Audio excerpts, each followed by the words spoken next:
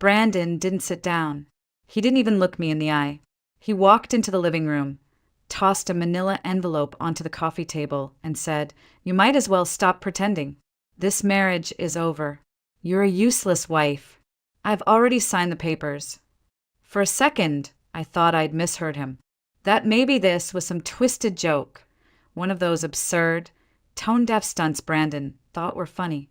But the way he folded his arms, the smirk tugging at one corner of his mouth, the silence that followed, it was real. I didn't say anything. My fingers twitched over the laundry I was folding, his shirts still warm from the dryer. The same shirts I'd washed for years. I looked down at the papers. Divorce. No warning. No conversation. Just a legal declaration that I was now irrelevant. He kept going like he'd rehearsed this. "I'm moving in with Kelsey. She takes care of herself. She actually wants things out of life. You should have seen this coming." Kelsey. The name hit harder than the word divorce. The fitness girl. The one he accidentally followed on Instagram 8 months ago. The one who lived across town and did those meal prep reels with fake lighting and fake eyelashes. That Kelsey. He turned his back on me, walked straight into the bedroom, and came out 10 minutes later with 2 suitcases and his laptop bag. I just sat there, silent, watching, memorizing the sound of his boots on the floor. He unplugged his gaming console, took the new espresso I'd bought him last Christmas, and tossed my folded Peloton mat to the side without a word. "I was going to wait until the weekend," he said at the door, "but since you're already snooping through receipts, figured I'd save us both time. Honestly, you'll thank me one day. Maybe this will teach you to grow up." Then he left, just like that. I sat in that silence for a long time, not crying, not yelling, just still. It wasn't until an hour later, when I stood up and the room tilted, that I realized I'd been holding my breath. The man I had built my life around for 15 years just ended our marriage like a canceled gym membership. Cold. Convenient. I walked to the kitchen, opened the junk drawer, and pulled out the receipt I'd found earlier, the one that started all of this. Tiffany and Company. A promise ring. Not for me. God knows he hadn't promised me anything in years. I grabbed my laptop and opened our joint bank account. I don't know what I was expecting, but not this. 6 months of small withdrawals. $300 here, $500 there, each labeled innocuously home maintenance, car repairs, client dinner. But the account balance told the real story. Brandon had been bleeding our savings dry right under my nose. The Peloton he got me for Christmas? He reminded me every week how expensive it was, how I never used it. But the charge wasn't even the full price. He'd split the payments. I found the financing records under his name. We weren't rich. We drove a 2014 Camry and shopped at Kroger. A Tiffany ring? A luxury apartment? Where the hell was that money coming from? And then it hit me. Not just betrayal, not just another woman, but calculation. He'd planned this. Every late night client dinner, every 5 a.m., F45 workout, every snide comment about my leggings or my face cream. It was all part of the exit strategy. I opened the Nest app and scrolled through saved camera clips. He must have forgotten the hallway cam was synced to my phone. 2 weeks ago, while I was out visiting my sister, I watched him come home with her, laughing, holding hands, carrying takeout, in my kitchen. I should have cried then, but all I felt was clarity. He thought I'd fall apart. He had no idea who I really was. The next morning, I didn't go to work. I texted my supervisor and said I needed a mental health day, which wasn't a lie. My hand still trembled every time I touched something that used to be ours. The coffee mugs, the laundry basket, the throw blanket with the snag from our trip to Denver. It all felt foreign, like the home had been hollowed out. Instead of falling apart, I called Natalie. My sister drove over in record time, still in her pajamas, armed with a laptop, a box of bagels, and a look that meant business. She didn't ask what happened. She just said, "Tell me where he hid the money." I handed her the receipts. The Tiffany fake, the hotel bills, the Uber charges too, and from a zip code I'd never visited. She pulled up my accounts, showed me how to filter by transaction type, and we started digging. Turns out Brandon had created a secondary account 3 months ago. The withdrawals weren't random, they were methodical. Every other Thursday, like clockwork. Always just under $500, small enough to slip under a red flag. He labeled them things like AC inspection or security upgrade. I hadn't questioned it. I trusted him. I thought being married meant we were on the same team. God, I hate how naive that sounds now. By noon, Natalie had built a spreadsheet. I stared at the total number at the bottom. $14,800. Gone.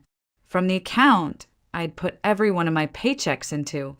From the savings we said we were building for our someday lake house. He'd siphoned it off piece by piece to wine and dine a woman who posted gym selfies with rise and grind captions. I froze the joint credit cards.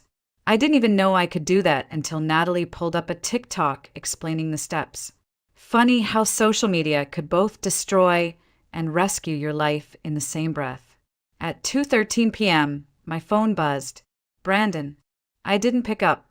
At 2:16, another call. By 2:45, I had 6 missed calls and a text that said, "We should talk like adults." Adults? You mean the kind who lie, cheat, and drain accounts behind your back? Natalie said to keep everything. Every voicemail, every email, every petty Venmo note. "You're going to need a paper trail," she said. "Trust me." I started a folder on my desktop, Operation Wake Up Call. Inside it, I dumped screenshots, PDFs, and the Nest Cam footage.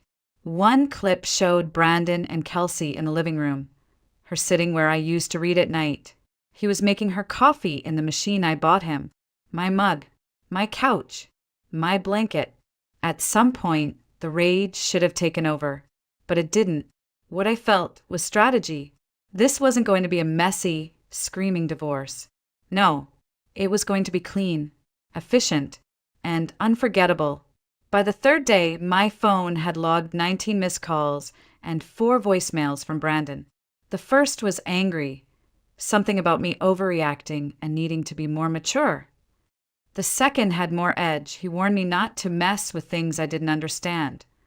The third was oddly calm, like he was trying on empathy but couldn't quite make it fit. By the fourth, he sounded desperate. I didn't respond to any of them. Instead, I spent the morning doing something I hadn't done in years, taking control of my life without asking for permission. First, I went to the bank, opened a new checking account in my name only. The woman behind the counter was patient and kind, walked me through how to use their app, showed me how to set alerts and link it to a budgeting tool. I smiled when she finished and said, "That's not so hard." Because it wasn't, despite what Brandon always said. "It's not rocket science, Monica." He'd say it with a laugh every time I asked about the bills, or the tax returns, or why our Netflix kept logging in from cities I wasn't in. No, it's not rocket science. It's just that he never wanted me to know. When I got home, I pulled out the stack of unopened mail and started sorting. That's when I found it, an envelope addressed to him, postmarked 6 months ago, from a credit card company I didn't recognize. I opened it. A Capital One account, $3,000 limit nearly maxed out. The charges were all there. Restaurants, gas stations, a few retail stores near Kelsey's place. Planet Fitness.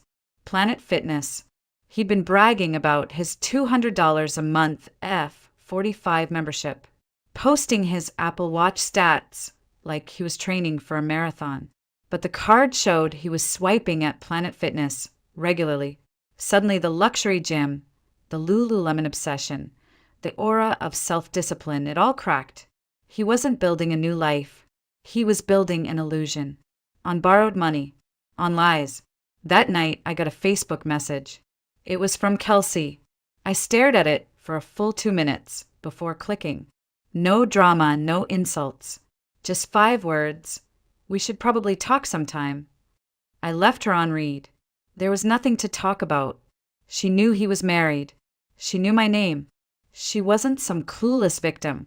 And whatever she thought she'd gain by reaching out now wasn't worth my breath. The next day, I met with my divorce attorney, Erin Delgado. Found her through a local women's support group. She had kind eyes and a no-nonsense voice. I liked her instantly. I handed her the binder Natalie helped me put together. Erin flipped through the pages slowly. Bank statements, account transfers, receipts, the camera screenshots. When she looked up, she didn't speak right away. Then she said, "We need to act fast. This pattern, it's called asset dissipation. He's trying to drain you before the court can freeze anything." I nodded. I didn't need a translation. I just needed a path forward. That night, I sat in my room with a cup of tea and started a new document on my laptop.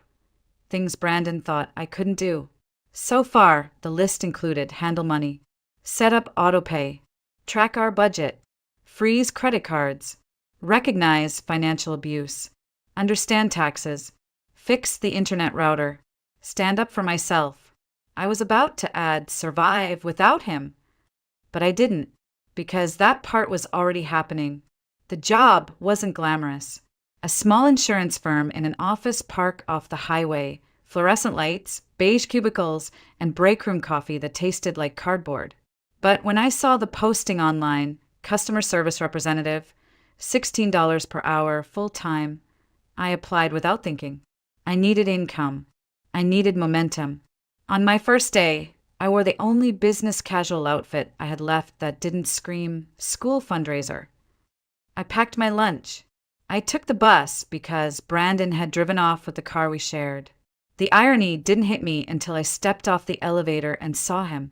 Brandon, in a tailored navy suit he couldn't afford, standing 3 feet from me in the lobby, holding a leather folder and flanked by Kelsey in a cream blouse and 2 high heels for a Tuesday morning. She looked like someone who'd studied Rich Girlfriend on Pinterest. He didn't expect to see me. His jaw locked. His hand twitched. For a split second, I thought he might actually drop the folder. I didn't stop walking. I just smiled, small, tight, and walked right past him like he was a stranger asking for spare change. Kelsey blinked at me like she couldn't place my face. I stepped into the elevator and pressed the button for the 3rd floor. The doors closed. I exhaled. Later that day, my manager Matthew asked if I had experience with Excel. I did not really, but I said yes and stayed up until midnight watching YouTube tutorials on pivot tables and conditional formatting. And here's the twist Brandon never saw coming. While he was out selling overpriced tech to doctors who didn't need it, I was learning how to track every dollar he'd stolen, every restaurant bill, every Venmo transfer to KH with emojis, every hotel charge within walking distance of her gym. I organized it all, color-coded, annotated, time-stamped. A digital case file of his deceit. The next week, Erin, my attorney, called and said she wanted to schedule mediation. Brandon had agreed. Probably thought I was going to cry and beg and plead for crumbs. Instead, I showed up with 3 printed binders. 1 for me, 1 for Erin, and 1 for him. When the mediator asked us to share any financial concerns, Erin slid the folder across the table. Brandon flipped it open, still smug, until he saw what was inside. Bank statements, credit card bills, gym check-ins, camera stills, Peloton login logs with timestamps, messages he thought had disappeared. And then, the cherry on top, a screenshot from our Nest camera. Brandon and Kelsey walking through the front door. Our door. While I was away visiting Natalie. Him kissing her tossing her keys onto my kitchen counter. I didn't say a word. I didn't have to. Brandon stared at the page like it might catch fire in his hands. The mediator cleared his throat. Erin smiled faintly, and I just waited. He stammered, tried to say it was taken out of context, that I didn't understand, that maybe I'd misinterpreted some things. But the thing about evidence is, it doesn't blink. It doesn't stutter. It just sits there and tells the truth. 2 days after mediation, I got another message from Kelsey. But this time it wasn't vague. It was a wall of screenshots, text conversations with Brandon, photos of receipts, and a few Instagram DMs he must have thought were deleted. No greeting, no explanation, just the message. I thought you deserved to know who he really is. I'm done. She wasn't trying to apologize. She was detonating the bomb from the inside. In the screenshots, Brandon had promised her a car, specifically a white Jeep she'd posted about. Said they'd move into a high-rise downtown, that he was pooling some money for a down payment. I recognized that money. It was mine. It was our savings. Our future. Everything I believed we were building together, sold off lie by lie. He told her I was unhinged, that I couldn't handle basic life tasks, that he felt bad for leaving me, but she'll figure it out. She always does. Or she won't. Either way, I'm done playing babysitter. I didn't reply. I didn't need to. I just forwarded the entire folder to Aaron, who responded within minutes. This strengthens our case significantly. Well done. Thank Kelsey. I typed, then deleted it. Meanwhile, Brandon's world was beginning to collapse on its own. First, his company discovered the expense reports, multiple dinners at mid-range restaurants listed as client outreach, hotel rooms marked as off-site meetings. They didn't make a scene. No warning, no HR meetings. They just froze his accounts and fired him via email. He lost his commission. He lost his bonuses. And more importantly, he lost his professional reputation in a city where networking is everything. A few days later, I returned a few items through our joint Amazon account. Gifts he'd purchased for Kelsey, still within the return window. Since the account was under my name, the refunds went straight back to my new card. I didn't tell him, just watched, amused, as he emailed Amazon support asking why his packages were missing. Then came the Tesla, the car he leased last year to look executive. It was parked outside Kelsey's apartment when the repo truck came. I didn't plan to witness it, but life has a sense of timing. I was in the drive-thru at Dunkin' across the street. Saw the tow guy hook the wheels, tilt the car, and pull away. Brandon came running out in gym shorts, yelling at no one in particular. I didn't film it. Didn't need to. Some things are better as memories. At home, I began reclaiming my space. I canceled every streaming account and changed the passwords. Netflix, Hulu, HBO, ESPN+. Each one triggered a notification on Brandon's phone. I watched, sip by sip, as my tea steeped and the Ring cam picked up his increasingly frantic pacing on the porch of the short-term rental he was now calling home. And then Kelsey posted a second TikTok. This one wasn't vague. It was titled, "When Your Boyfriend Turns Out to Be a Fraud." She showed the fake Tiffany ring Brandon gave her, complete with a side-by-side of the website he bought it from and a real one. The views shot up, 50K, 60K, and counting. People in the comments pieced together who he was. Someone tagged his former company.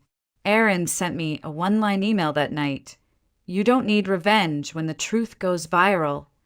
And she was right, because I wasn't out for blood. I was out of the cage.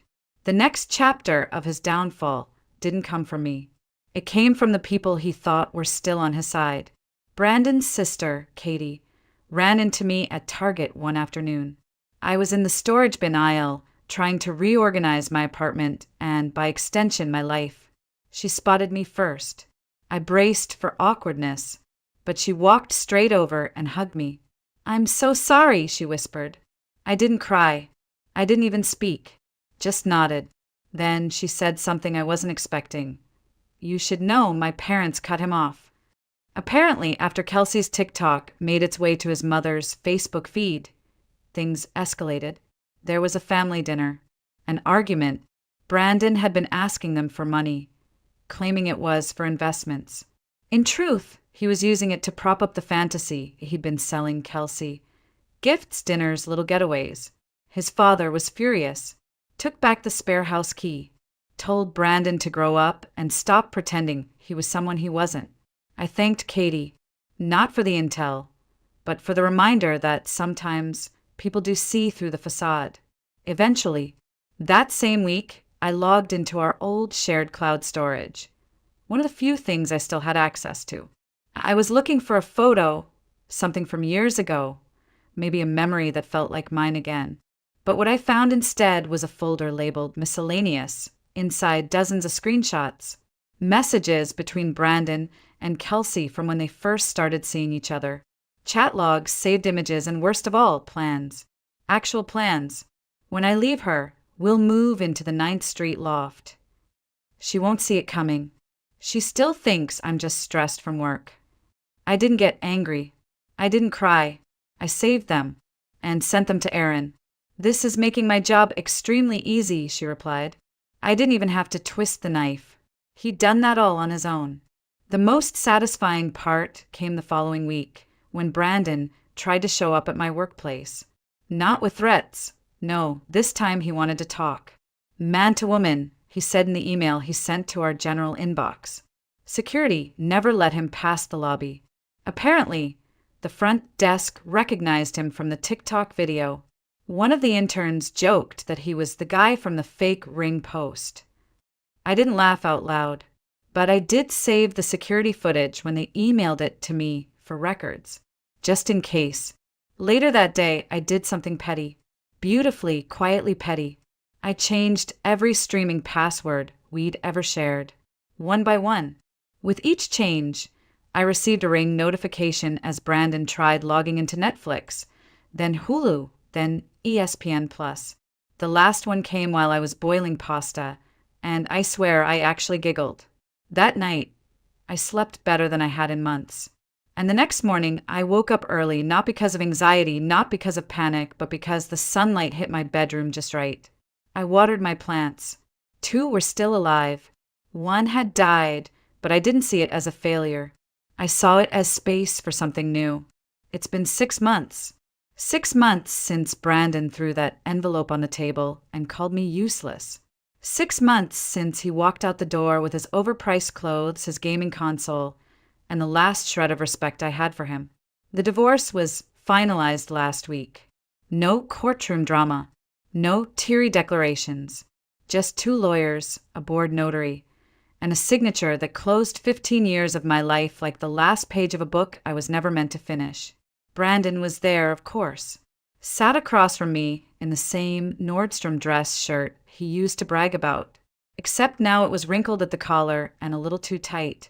His skin looked dull, his eyes tired. The man who once controlled every inch of our life now looked like he hadn't slept properly in weeks. I didn't smile. I didn't gloat. I just signed my name and walked out with my head high. He didn't follow. Later that day, I stopped at the grocery store to pick up a few things, rice pasta, some apples. Nothing fancy. As I walked down the frozen foods aisle, I ran into someone I didn't expect, his mom. She froze when she saw me, a box of lean cuisines in her hand. Then she walked over slowly, like she wasn't sure if I'd slap her or hug her. I didn't do either. We just talked. She told me they'd refused to loan Brandon any more money, that he needed to hit bottom before he could learn anything. Then she looked at my cart, filled with practical, quiet things, and said, "You always were the one who kept him grounded." And then she helped me pick out 2 throw pillows on clearance for my little apartment. That apartment has become my sanctuary.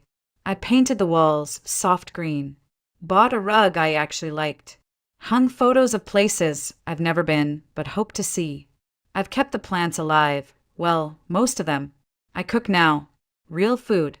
HelloFresh and YouTube have become my lifelines. I learned to do basic repairs, unclog a drain, change the air filter, and even set up my own Wi-Fi. Turns out I'm not the helpless idiot Brandon made me believe I was.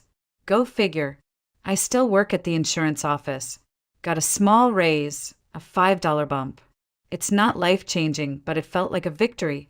Matthew, my manager, still eats lunch with me sometimes. We don't talk about exes. We talk about weekend plans, terrible TV shows, and whether we'd survive in a zombie apocalypse. He makes me laugh. I don't know what that means yet, but it feels good. Brandon still tries to contact me, always through new Instagram accounts, usually late at night. Messages like, "You'll regret this," or "We were meant to be." I just block and move on. Last week, while cleaning out my old files, I found the wedding photos. The ones I swore I'd burned months ago.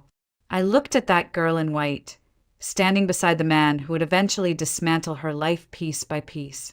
I didn't cry. I didn't even feel anger. I felt compassion. Not for him. For her. Because she didn't know. She gave everything she had. And now she's gone. In her place is someone who walks taller, speaks clearer, and no longer waits for permission to live. The last time I saw Brandon in person was 2 weeks ago, of all places at Planet Fitness. Yes, the same budget gym he used to mock. The one I go to now on Saturday mornings because it's affordable, and I actually like the routine.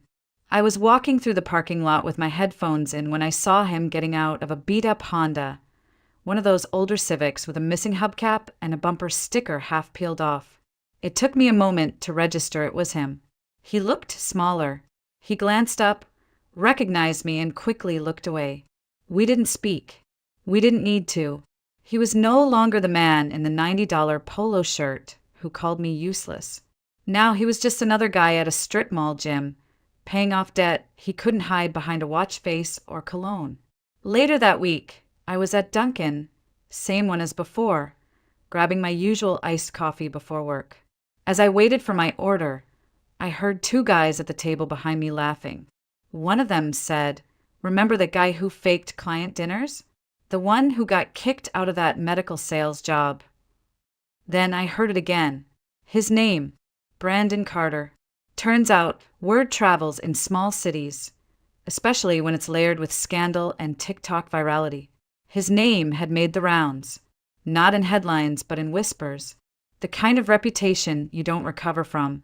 He tried to apply back to his old job twice, showed up in the lobby once. No one even bothered calling security. They just let him stand there until he walked out. He still tries to message me from random Instagram accounts. I block each one without reading. The names change. B4 Real, Fresh Start 79, Real Brandon TX, but the desperation doesn't.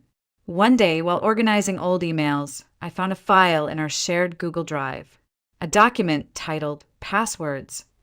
He'd kept all of them, banking, streaming, email, on one single file. I didn't do anything with it.